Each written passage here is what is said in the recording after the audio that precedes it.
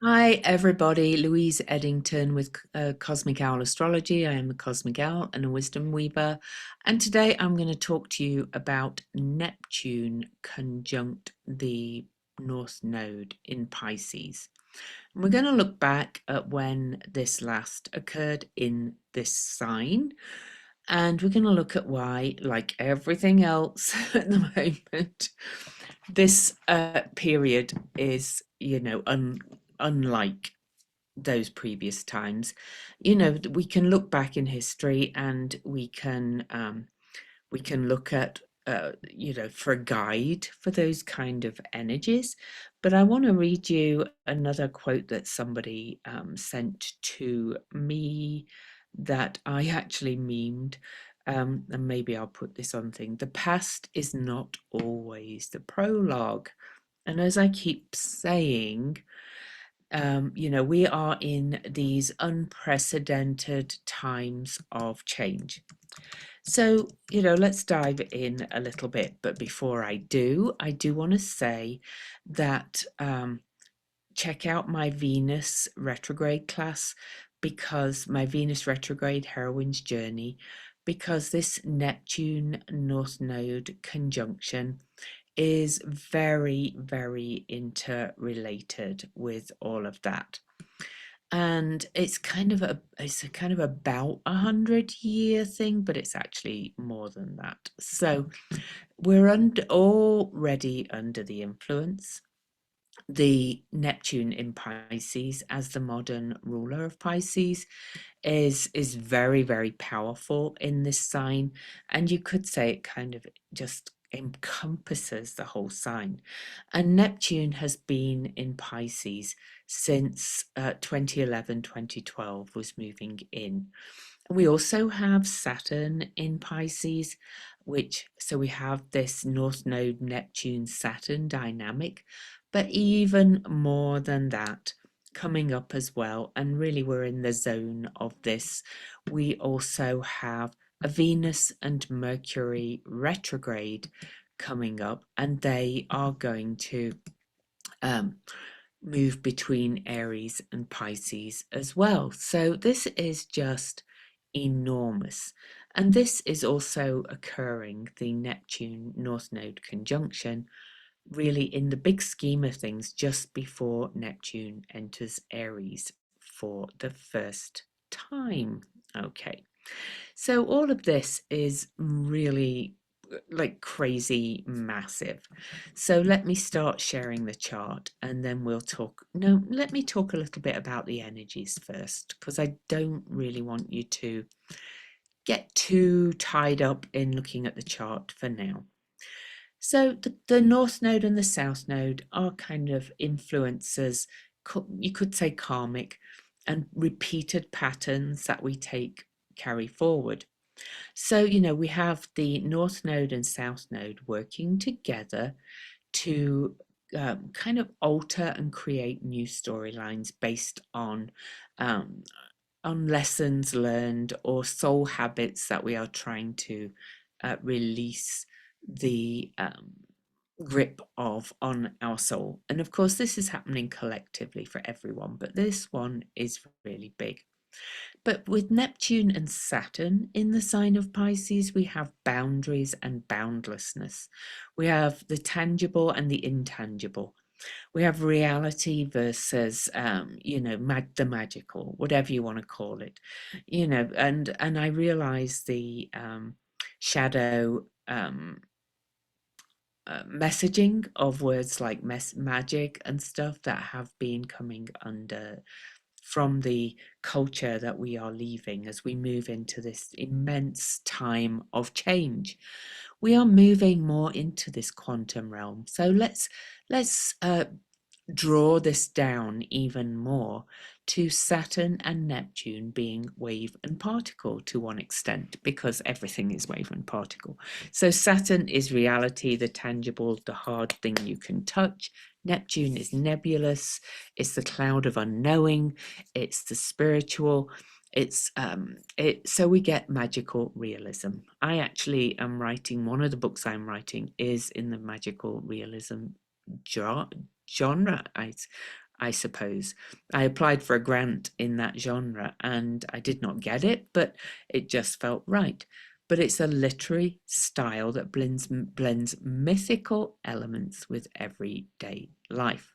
And magical realism kind of blurs the boundaries, okay, between the right and left brain, the rational, the empirical, and the magical, and the just knowing.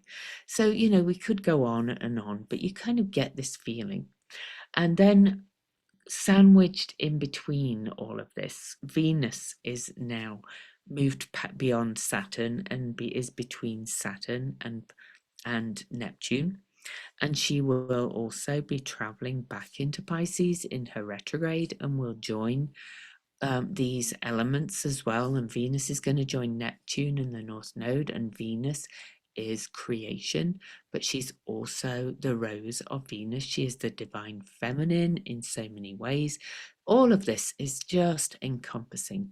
But I want to give you an idea of where this is going, as we are well in the zone of the North Node conjunct Pisces. And I am thinking of the Archbishop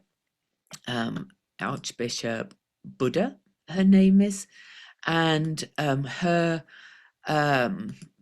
what do we call it? Her sermon, whatever, it's her talk, her courageous talk to Trump and his family in a service, her sermon, calling for compassion for immigrants, calling for kindness, calling for love. And of course, that was met with what you could expect, but let's not go there, right? So her name is Bishop Buddha. I love that name, Buddha. What a perfect name, right? Because this is not just a Christian thing. This is the energy of compassion, of peace, of higher love, of, you could say, the true Christ consciousness. Because I always think of Pisces as being the energy of the true Christ consciousness. And by that, I mean just that energy of healing, of love, of, just total kindness. All right. So, it's just this living, she is this living, breathing example of it. And this is just the Neptunian and the Piscean way on spades. But okay, let's go back and look at the last dates. And I'm not actually going to go back and look at the history. I'm just going to look at the charts. So I've got some charts here and I'm just going to make this one bigger. We're going to go furthest back first. So Neptune has an 165-year orbit. So it's been in the sign of Pisces since for about, as I said, since 2011, 2012. So about 13 years. 165 divided by, let me have a look. I should have worked this out. This is so Neptunian, by the way. Ooh, it's kind of like, whoa, I'm connected to spirit and I don't have to do anything else. Anyway, so 165 years divided by 12. So 13.75 years in a sign on average, but of course it goes retrograde and sometimes we'll spend a little bit longer in each sign. So the first one we're going to look at is way back in 1523, and I've only looked at when when Neptune met the North Node in Pisces. So this was back in 1523. This was at 5 degrees Pisces at the very beginning. Now we're at the very end. This one had Saturn encompassing too. So this one also speaks to me of boundaries and boundlessness. Now, I'm not going to go through everything, but I did look back at the highlights of that year. And one thing that struck out to me was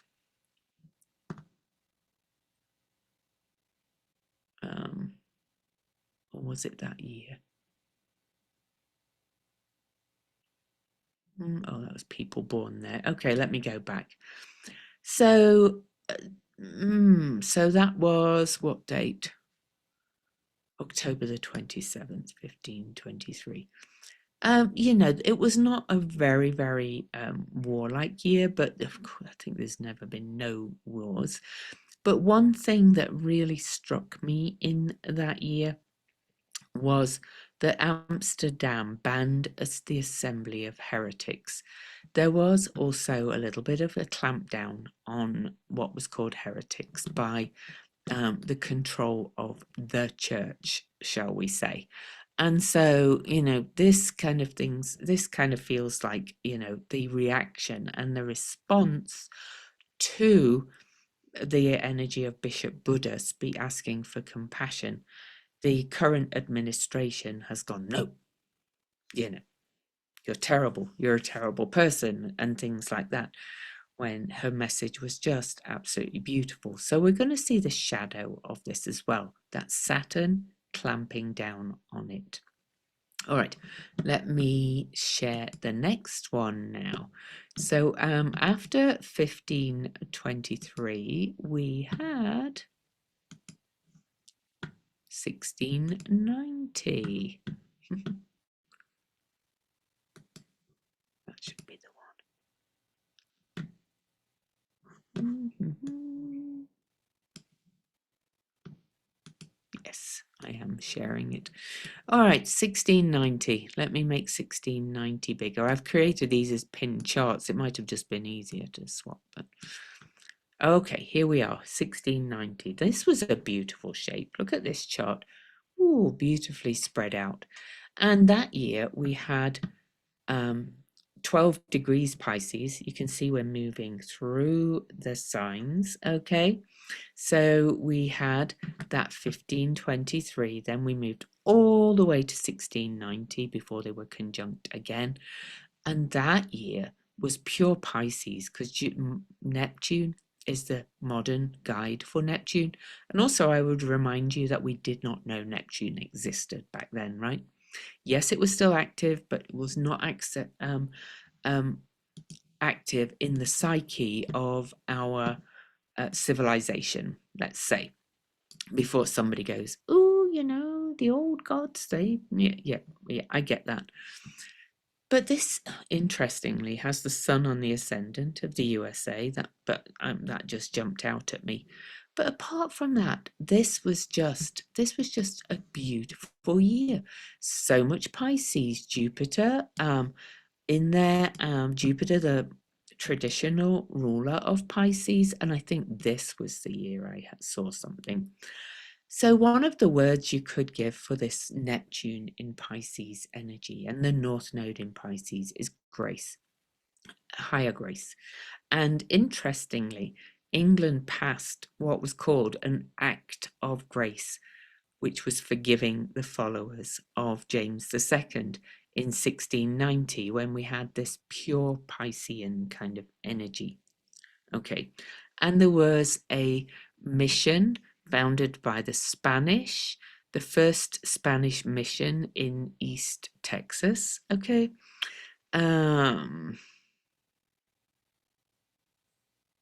trying to see if there's anything else. And there was a connection between the allegiance between the British and the Iroquois, and the United States Constitution is based on some documents from the Iroquois Confederacy. So I just wanted to quickly go through these. Now then, the one before, this is probably the last one that you need to know about. We don't need to go back further than this. So the last time that Neptune and the North Node were conjunct in Pisces was in 1858, and now we've jumped all the way to 20 degrees Pisces, and nothing else at all was in Pisces. Now, I think the mid 1800s were a time of relative peace and growth If we look at some of the highlights that happened in the year of 1858, there was the first vision of the Virgin Mary in Lourdes. Okay, the Big Ben, the bell was recast in London, but that's just interesting to us British. Abraham Lincoln that year said the house divided against itself cannot stand. There was also the emergence of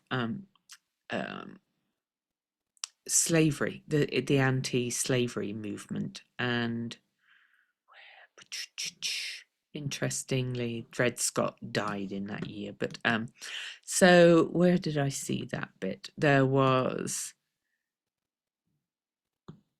oh goodness, this site's terrible. Oh, here we go. John Brown met Harriet Tubman. So abolitionist John Brown met Harriet Tubman at a constitutional convention convened in Ontario. So to my mind, that kind of was moving towards more of the dissolution of some of these old barriers and blocks. But now we move to this year. So I'm going to stop the share. This year is just bigger than anything you could wish for. So we're back in 1523, just to remind you that we started off there, and the exact conjunction of Neptune and the North Node is coming up on February the 7th, but we are feeling it in a huge way now. So here it is. It's going to be at 28 degrees of Pisces, and this means Neptune is on its way out of the sign of Pisces. Now, Neptune will leave Pisces and move into Aries, but then will also move back into Pisces briefly later this year, but will not meet the North Node again. But we will look at this. But I want to talk about some of the energy of this chart. So as I've mentioned on my Venus retrograde heroine's journey kind of preview, I did a video talking about the aspects. This Venus retrograde encompasses a lot of these energies, and by the time Neptune and the North Node meet, Venus is at 2 degrees Aries, which is the point of the new Venus star point that's coming up on March the 22nd. All of these kind of energies are speaking to each other. So because this is all so big, it's like, where do you start sometimes? So I'm going to start today. But let me talk quickly a little bit more about the energy of this North Node conjunction. So I've talked about the magical realism because we have Saturn there.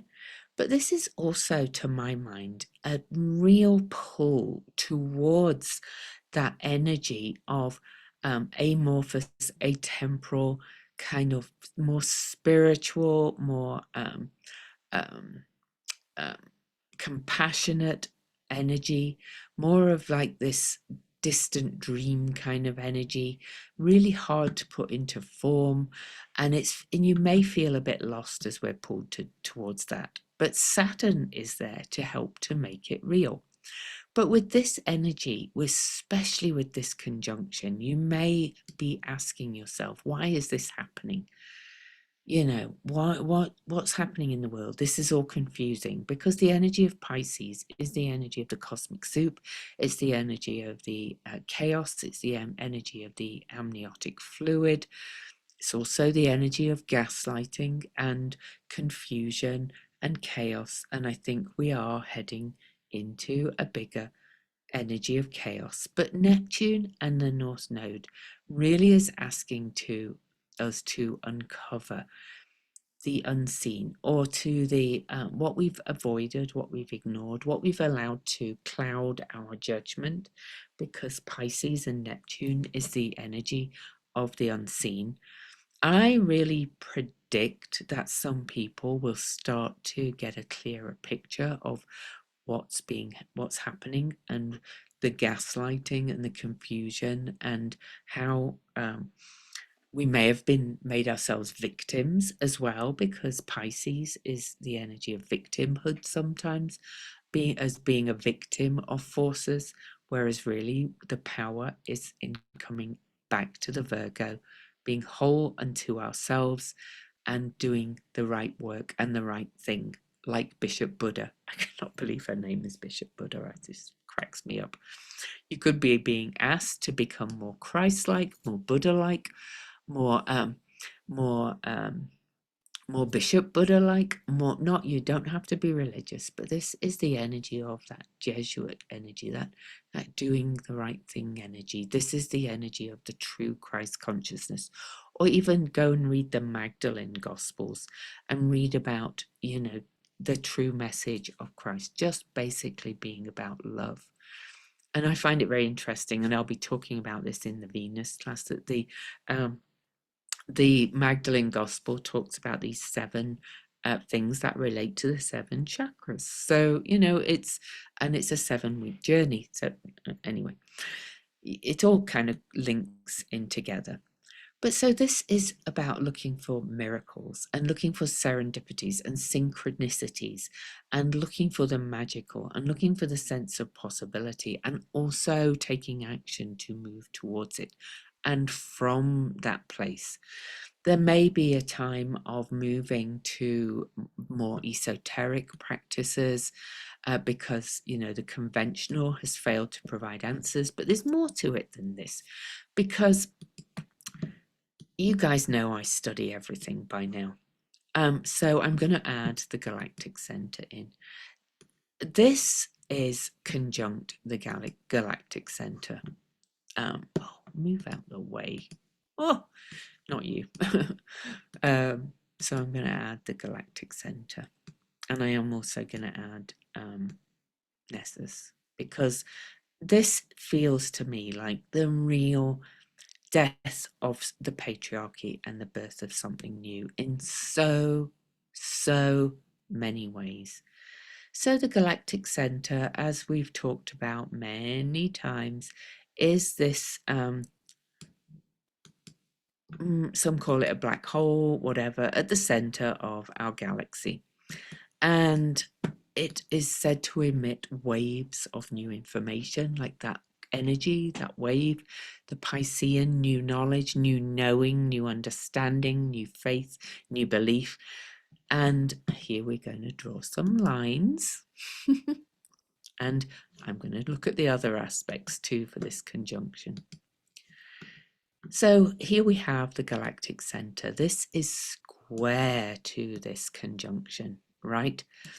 And so this is pulling us towards the future, towards dreaming big, towards creating the future, towards taking action towards the future, towards new beliefs, new faith, new kind of belief systems, even, I think, are going to emerge from all this.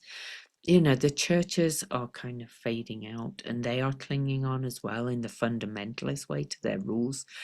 But people are starting to discover that, things were hidden from them.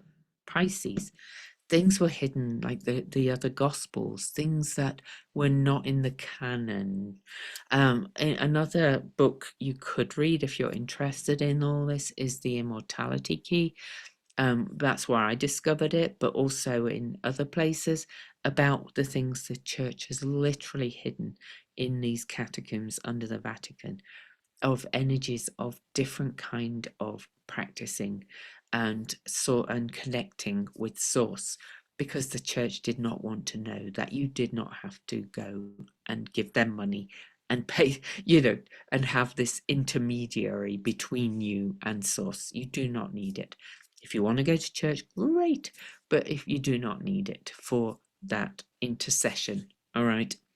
Okay, so then we have, look at this, Juno in Scorpio, the queen of the gods, Jupiter's wife, in the sign of Scorpio, rebirthing, from that place of empowerment in a very fertile soil. Everything is being brought to the surface from that very root. The divine feminine is coming back in so many ways, or the truth of the divine feminine, because Virgo, Pisces, and Scorpio are all deeply, deeply feminine energies. This is so powerful. Now then, I want to quickly clear that. And before I add Nessus, I do want to mention that Saturn, when these two meet, Saturn, right, the old rules that have been dissolving, or we've been seeing the clarity of the hard energy of our leaders, and Mars, which is also the masculine, even though Saturn is officially feminine, in my view. But look at this, these are in this unbroken flow. Mars and Saturn in Pisces energy, in the energy of compassion, love, and emotion, with Mars being still out of bounds till April and retrograde, not yet as his station direct point as well. This is again eroding and washing away some of this me, might is right, autocratic power, in my opinion, but it's eroding how we see it. We are beginning to see it and how hollow it is and how unsustainable it's going to be in this modern world. All right, let me add Nessus. I'm not going to go too far into all of these. Whoops. Sorry about that. Clear that. I needed to get my mouse back. I just need to add Nessus, revealing abuses of power. I've talked about this many times too, but Nessus has been hovering in Pisces for quite a long time too, because Nessus has quite a long orbit, and has gradually been revealing abuses of power to us. It's also been revealing collective trauma patterns, also individual trauma patterns for those of you who've been aspected by it, but different times. It's also been revealing, to my mind, new treatments to treat trauma, like EDMR, like psychedelics for the use of trauma, internal family systems, all things like that. Richard Swartz, who created internal systems, said it was downloaded to him. How Piscean in nature can that be? But look at this as well. Saturn is conjunct Nessus as this conjunction happens. Now, this conjunction is also at 28 degrees of Pisces. And so this is 2 plus 8. 2 is the divine feminine. 8 is the number of infinity, stability, and 2 plus 8 equals what? 10 or 1. And so, this is a new beginning. All right. So I may still maintain that what we have going on out in the world is not, in the big scheme of things, going to last very long. Okay. Now then, another thing. Well, let's look at the Sabian symbol for this meeting. So we go up to 29 Pisces, and it's actually called a prism. We've had this symbol before. The symbol is a prism. The Sabian symbologist, who has a blog on this, calls his blog on Pisces 29, Birth a New Light from Within. This is about, water, common or mutable. This Dark Edmonds Jones said, this is a symbol of the world's stability and of the refusal of nature to change any aspect of herself unnecessarily. The reliability of normal processes and the consistency of true intelligence are the foundation of a common knowledge which man has been expanding through the centuries.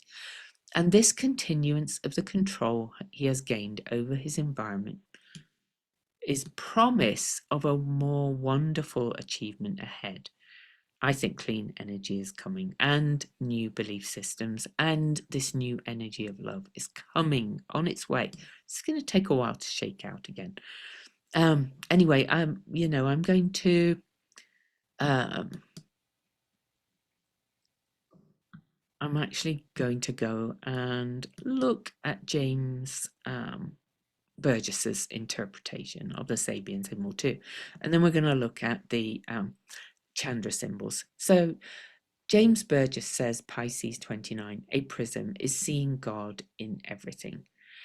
There are two directions that concern us deeply, whether we are looking for God or looking as if through God's eyes. So this is simultaneously looking for God and looking through God's eyes. I don't need to go any further, I think, really, with that one, So let's look at the Chandra symbols. You see, everything I look at is, and I sometimes wonder, am I deluded? Because Pisces can be delusion too. But it's every aspect I look at, every symbol, every cycle, every look ahead at the big shifts is saying, we are in this last real kind of push in the big scheme of things towards dumping this old hierarchical energy of control, domination, and autocracy and oligarchy and all of that. And we are going to be moving into a kinder world. Will there still be problems? I think so, but I don't see what we currently have lasting. I just do not see it lasting. So anyway, Pisces 29. I'm going to read all of it. So the Omega symbol is a book of healing mantras. The degree angel, Ha'il, is prophecy and parallel universes, and the divine warrior or warrioress. At its highest, this degree senses what is needed in every situation. It realizes that where the focus of attention is placed is where energy will be magnified.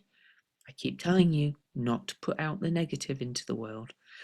We become what we focus on. There is a feeling here for the symbols that recur to us, the ideas that flow through us in repetitive fashion, and the ability to use these as keys to greater understanding and a way of the wheel of karma. The Chandra symbol is Balinese dancers wearing elaborate gold costumes. To make everything beautiful, everything important, gold and shining is the power and art of this degree. The dancers tell many stories about their movements, but in each story they all wear the same gold costumes. Just as in life, no matter what role we play, we may always bring it to a spiritually elevated cosmic element. In whatever this degree does, there can be a sublime grace and elegance. The need here is to realize that gift and, through focusing on it, to magnify it as much as possible. And that really means to me not putting out, projecting into what might happen and your fears, the shadow of Pisces, and stepping into that energy of seeing God through seeing through the eyes of God. And what was it? I'm going to go back to it. That's I've lost that one completely. So where are we? What was it? Seeing, simultaneously looking for God and looking through the eyes of God, because it's as within, so without. All right. So, we've constantly been seeking this relationship with God without realizing that our actions are actually the energy of God, because we are in this quantum realm. God chose to express itself as diversity. The creator has a multiplicity of facets of itself. You could say that's that quantum energy. And we cannot, therefore, ever expect to end our evolutionary journey, since God itself is not static. The Creator is creative, and so always changing its expression like a kaleidoscope. Life itself, therefore, requires differentiation. We do not know God only by surrendering the self. We need to express the self creatively. It's so beautiful, this symbol. It's so beautiful, this conjunction. Now I am going to pull a couple of cards. And which deck am I going to pull? No, I'm going to use this deck. But I do just quickly want to show you where we're at now. So this conjunction is on February the 7th. So we are back at January the 22nd. So here they are. You can see that they are less than 2 degrees apart now. So we're really feeling this conjunction. At this point, as I speak to you, Saturn and Nessus are drawing closer together because Saturn is the faster moving energy. Venus is already right here, and she is ecstatic in higher love in the energy of Pisces, but she's also our relationships and our relationship with the divine. So let me go to Neptune conjunct Venus. Oh, actually, let me go to the North Node conjunct Venus. So before then, on February the 1st, you can see Venus meets Neptune at that same degree and minute that the Neptune and the North Node will meet at, because the North Node, has started to really slow down because we are heading towards the eclipses. So we have Venus at the exact point meeting where Neptune will meet that North Node. I've never seen a higher calling to that energy of simultaneously looking for God and seeing through God's eyes. And you can say whatever God is for you.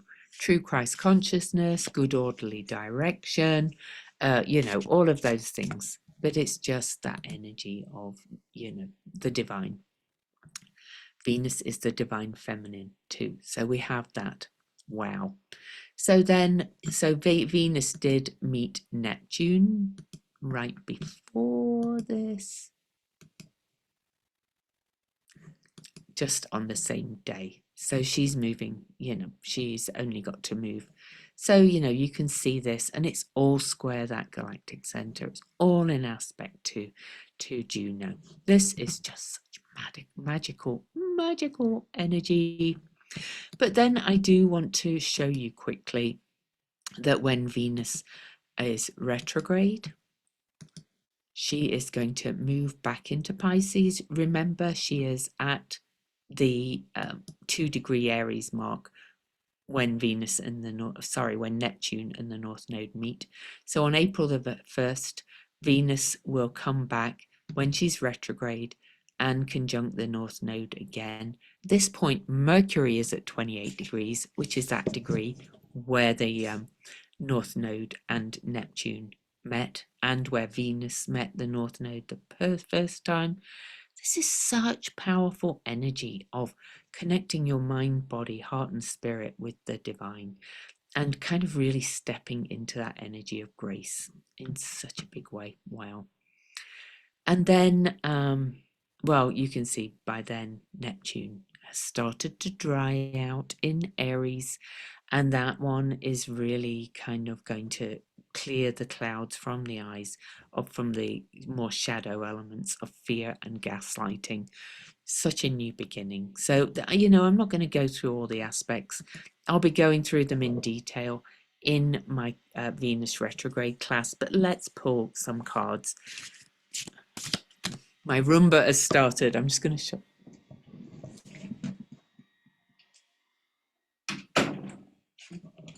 That could be speaking to the energy of static and chaos in the background of this Piscean energy.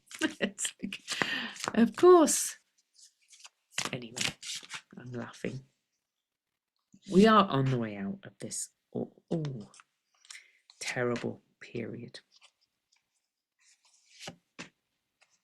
Oh. But it's not going to be easy. So I've pulled cards just for the actual. In fact, I'm just gonna show you the last card because I think that's the one. I don't feel like the first two were right for this. Anyway, the moon. Most of you know the moon card if you do tarot at all. But the moon card is, it's not an easy one. It's highly emotional. This is going to be hugely emotional energy. There's also going to be quite a lot of grief, perhaps needing to forgive yourself for your past kind of energies of, why can't I find it? I'm sorry.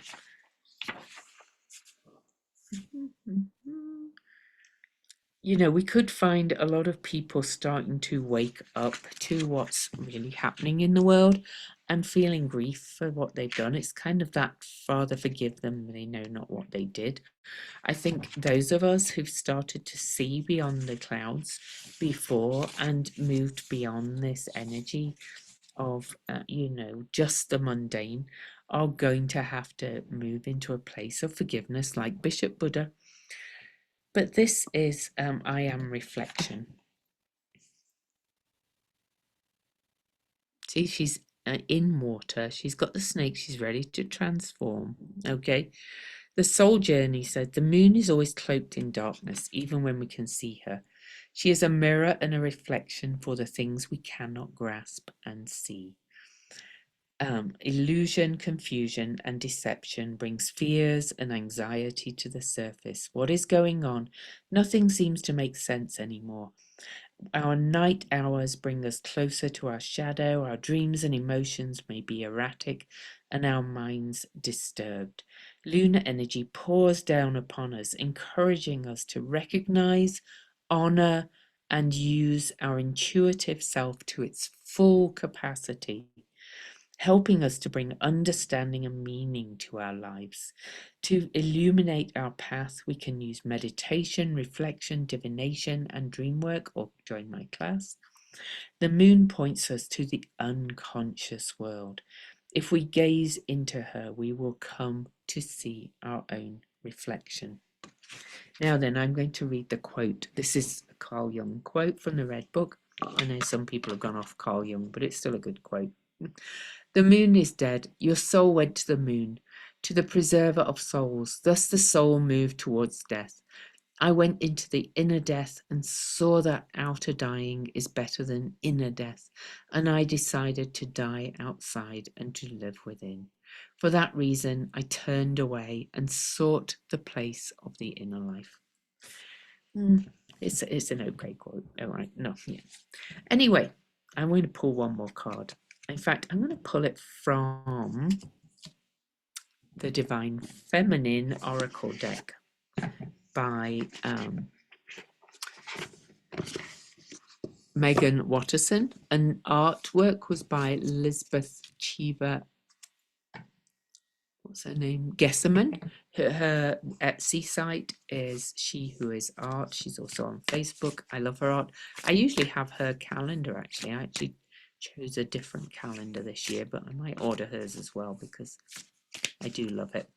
But anyway, let's see what the Divine Feminine Oracle deck, because this is the energy of the Divine Feminine, especially with that pile up of Venus and Mercury happening at the same time, pretty much. So,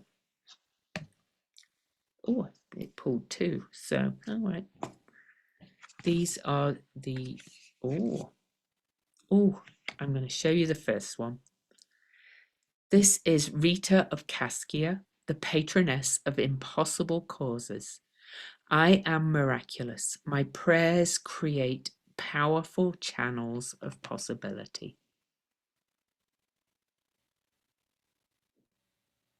I think these are the goddesses to kind of, speak to through this period. Expect the miraculous. Expect powerful channels of possibility. When it seems impossible, I'm possible. Then look at this one. This is Marguerite Porret, the mystic of divine love. Love is divine and I am nothing except love.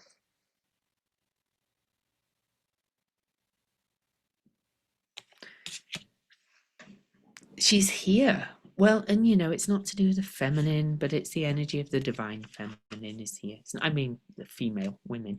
The energy of that grace and compassion is here. It's rising. Bishop Buddha really emulated it. Such a beautiful, and a woman bishop, such a beautiful emulation of the divine feminine.